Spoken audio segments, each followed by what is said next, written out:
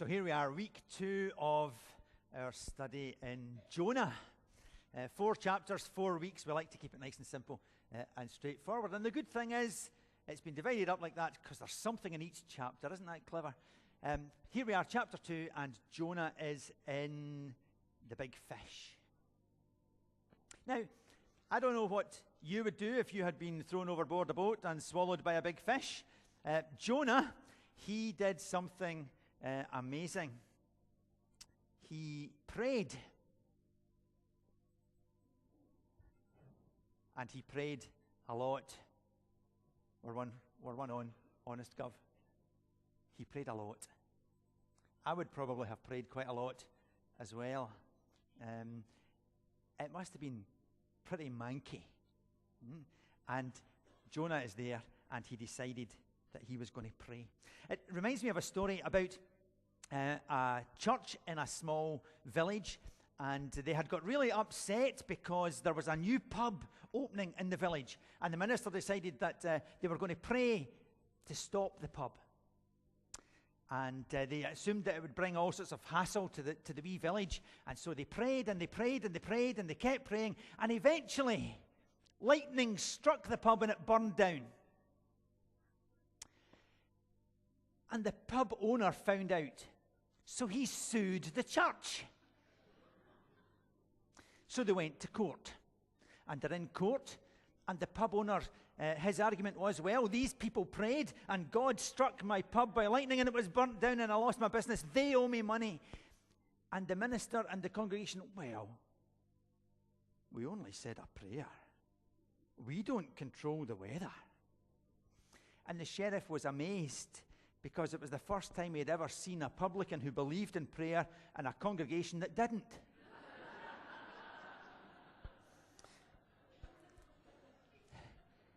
We have a little video clip to show you, because people pray in all sorts of strange places and all sorts of different times. We were in America, some of us in the summer, and we have a little video clip.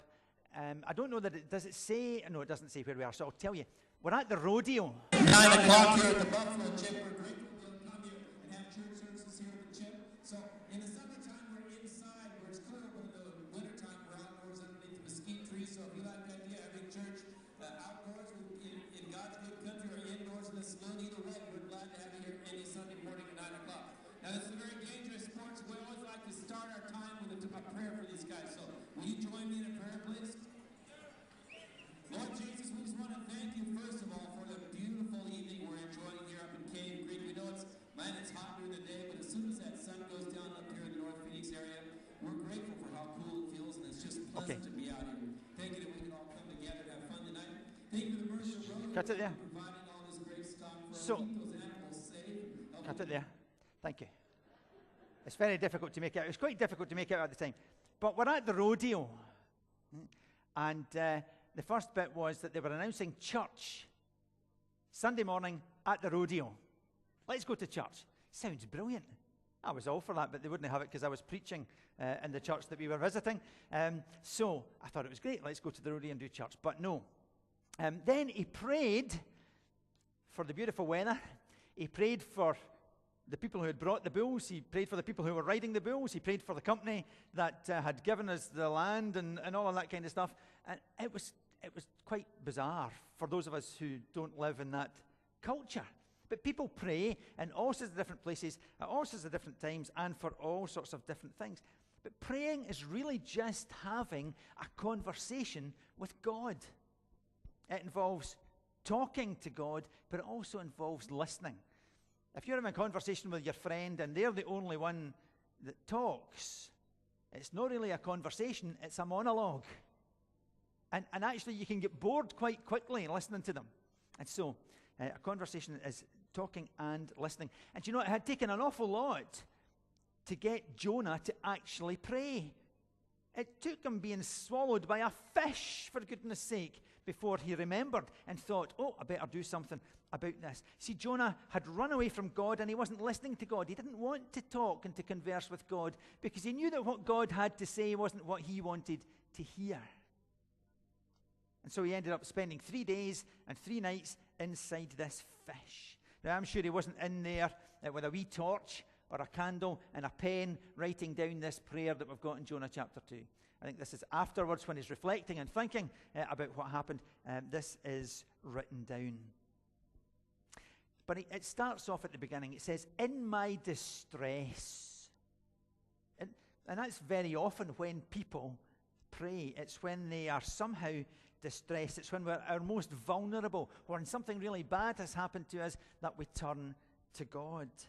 Even people who don't really believe in God sometimes speak to God when something bad happens, and they ask God to help them to get through it. So here's Jonah, and he's really in trouble, and he calls out to God to help him. And what happened?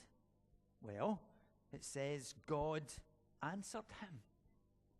Isn't that amazing? God answered him. Okay, maybe that's not amazing. I think it is.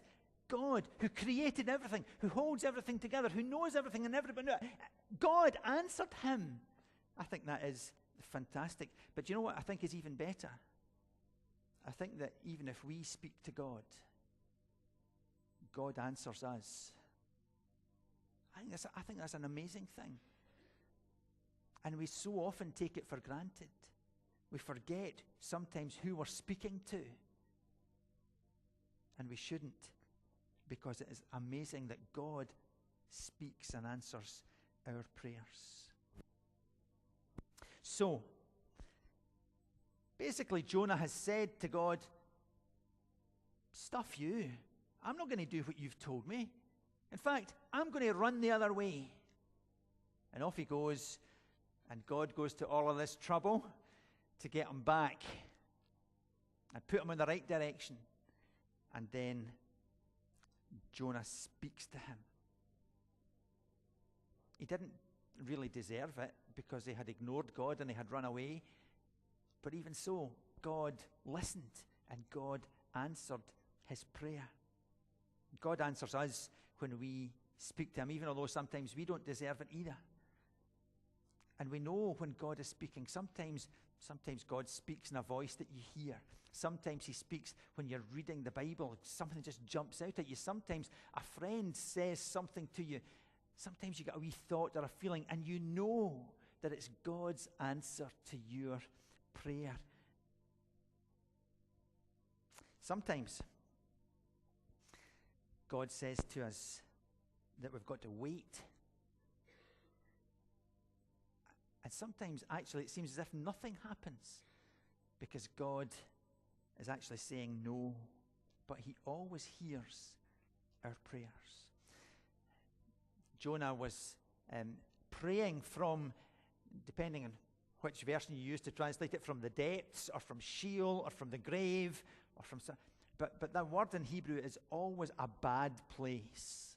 So Jonah is praying from a bad place. In other words, what he's saying is from the furthest point, from my lowest point, from the point where I am furthest away from you, when I have nothing that I can do to help myself, that's the point from where I called on God. And that's the point where God heard and answered my prayers. I know maybe somebody here feels like that today. Maybe you've got something happening and you just think, I don't see how it could get any worse. Well, that's where Jonah was. And at that point, he turned to God and he spoke to God, and God heard and answered in prayer. It's almost as if Jonah is saying, when I needed him most and I deserved it least, he was there for me. When I needed him most, deserved at least, he was there. Sometimes, though, we don't wait for the answer. I remember having a conversation with somebody who said, oh yeah, I tried praying once, didn't work, so God can't be real. Actually, what happened was he didn't get what he wanted, and he was using that as an excuse to ignore God. See, at any moment, God could have made things better for Jonah. When he was thrown over the edge and the storm stopped, maybe the sailors could have thrown him a life belt, but they didn't. Maybe instead of a big fish, God could have brought a tiny wee boat, and Jonah could have got on the boat. Maybe some of the stuff they had thrown over the edge during the storm was still floating in the water, and he could have swum towards it and just hung on. But God didn't do any of that. God sent a fish, and it swallowed him. I suspect that was because Jonah still had some lessons to learn. I think maybe if Jonah had got a boat, he might have not gone back to Nineveh. He might have tried to get on to Tarshish, which was the wrong direction. But God provided a fish. You see, God was working a miracle for Jonah, even although Jonah was in trouble. And even although Jonah hadn't really understood, God was working for him. And watch the different phases of God's work in Jonah's life. He says, Jonah, I want you to go. And Jonah says, no. Jonah gets in a boat, and he goes in the opposite direction. So phase 1, God sends a storm. And that doesn't work. Jonah ignores the storm. Phase 2, God sends the captain to him while he's sleeping in the boat and says, Jonah, you've got to wake up and you've got to pray to your God to help us. Well, that didn't really work either. Phase 3, the sailors have mercy on him. They don't want to throw him overboard, and they do everything they can to avoid that, but eventually that doesn't work either. Phase 4, they do throw him overboard, and he begins to drown, and God sends a fish.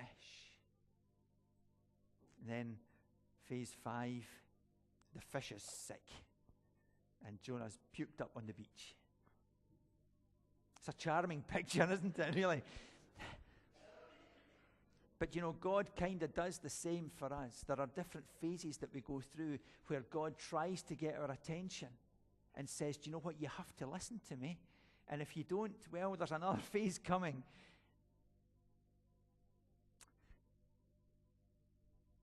It was in that really difficult place that in verse 6, Jonah says this, I had sunk down below the underwater mountains. I knew that forever I would be a prisoner there.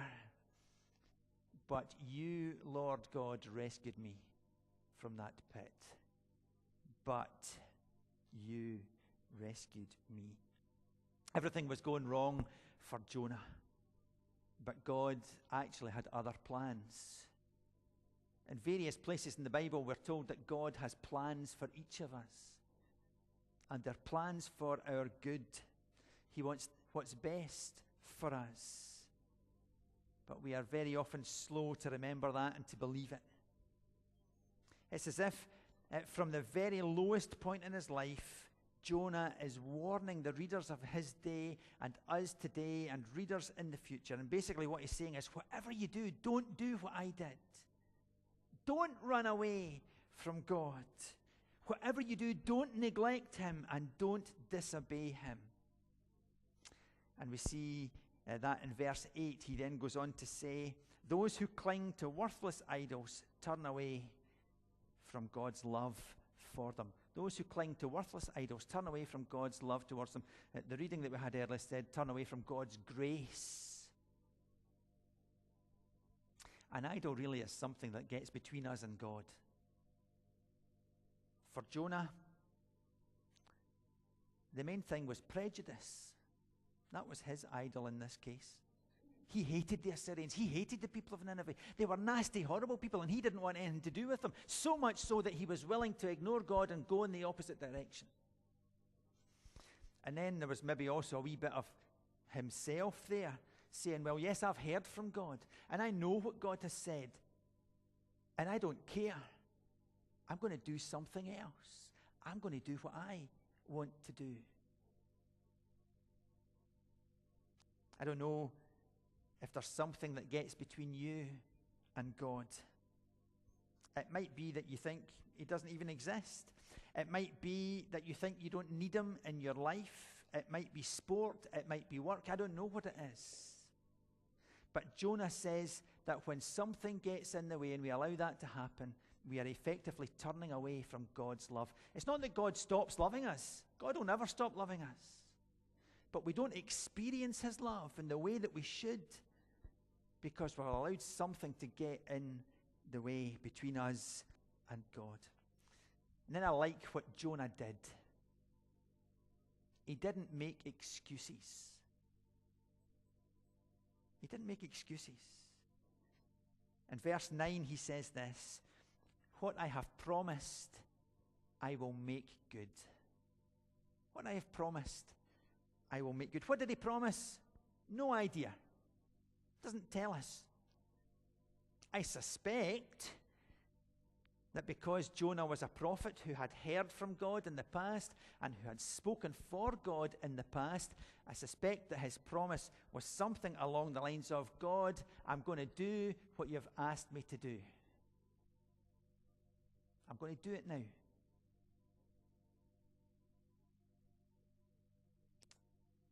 Maybe someone here has something that God has asked you to do and you've not done it. And maybe today God is saying to you, it's time to make good. It's time to remember the promise that you made. It's time to come back and to make good. I don't know what that is. You'll know what it is if it's you. Today is an opportunity to make good on promises you've made to God in the past. I think today God says to each one of us, come on home. Come on back. Don't turn away from my love anymore, because the plans that I have for you are for your good. Amen.